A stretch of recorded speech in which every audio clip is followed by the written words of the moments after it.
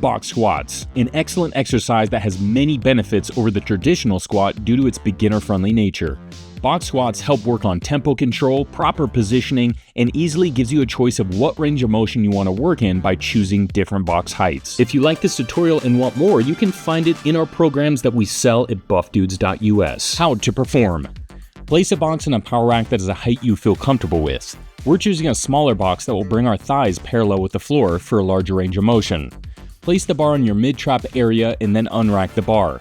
Take a shoulder width stance or wider and your toes placed outward in a comfortable position.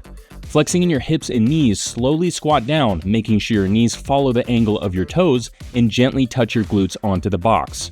While maintaining tension in your legs, explosively extending your hips and knees to bring yourself up to the top position. Remember, choosing the height of the box will determine the difficulty. The lower the box, the more difficult, whereas the higher the box, the easier it will be. Things you do not want to do. Do not squat down onto the box and relax your muscles. This will disengage your muscles and increase your chances for injury. Make sure you maintain tension in your legs and core at all times.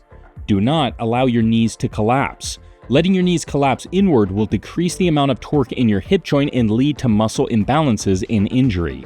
Always make sure your knees follow the line of your toes. Do not allow flexion in your back. Flexion in your back is a sign of a weak or inactive core, which can inhibit your squat or lead to injury.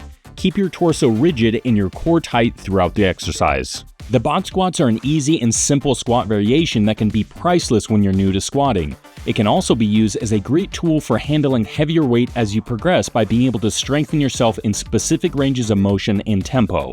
If you're new to this exercise, we would recommend starting with a higher box and slowly working to a smaller one as you grow comfortable with this exercise.